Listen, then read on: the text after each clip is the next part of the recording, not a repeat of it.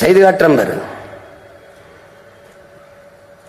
நீ பார்க்கிற இந்த ஒளி வாங்கி, இந்த ஒளிபெருக்கி, இந்த மேடை, நீ போட்டிருக்க உடை, இந்த செருப்பு, இந்த சட்டை, இந்த மேடை, இந்த விளக்கு கிழக்கு எல்லாம் சந்திராயனுக்கு, சந்திர மண்டலத்துக்கு அனுப்புற சந்திராயன், உலோகம்,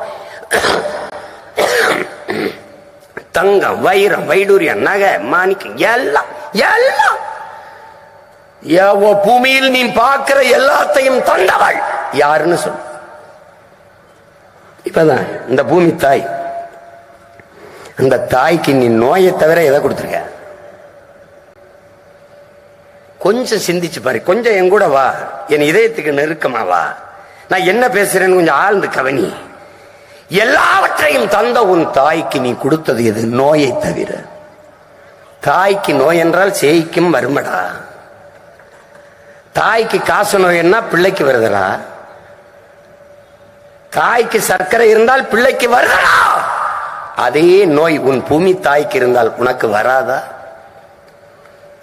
உன் தாயிலே அவள் தாயின் முளை மார்பில் இருந்து பாலை அருந்தினாய். பூமி தாயின் மலை மார்பில் இருந்த அருவி, அருவியில் இருந்து ஆறு, ஆறிலிருந்து நீர், நீரிலிருந்து சோறு, சோறிலிருந்து வயிறு, வயிறிலிருந்து உயிர், உயிரிலிருந்து வாழ்க்கை. அந்த பூமி தாயின் மார்பை அறுக்கிறாயடா மலை மணல் என்று. இப்படி ஒரு கேடுகட்ட சமூகத்தில் நீ பிறந்து சிக்கிட்டிய. உன்னால் உருவாக்க முடியாத ஒன்றை அழிக்கிற உரிமை உனக்கு யார் கொடுத்தது? சிமெண்டே ஆட்சியை கொடுத்துட்டப்பா, தண்ணியை தடை போட்டப்பா, தண்ணி நோ சேல்ஸ், தண்ணி விற்பனைக்கு தடை, நானே என் மக்களுக்கு கொடுத்துறேன் முடிவு பண்ணிட்டேன். மரம் நானே நட்டு வளர்த்துறேன். மக்கள் இயக்கமாக கிளீன் இந்தியா, கிரீன் இந்தியா மாதிரி நான் புரட்சி.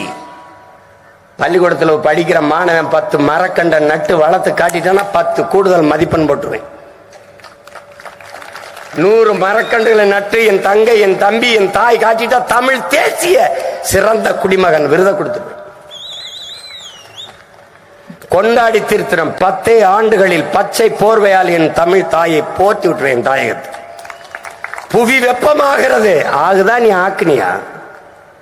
பருவநிலை மாற்றம் மாறிச்சா நீ மாத்தினியா? வெயில் அதிகமா இருந்தா கொடை பிடிக்கிறாய், அதே மாதிரி பூமி தாய்க்கு கொடை பிடிக்கணும். ஒரே கொடை தான் இருக்கு, மரம் வளர்க்கணும்.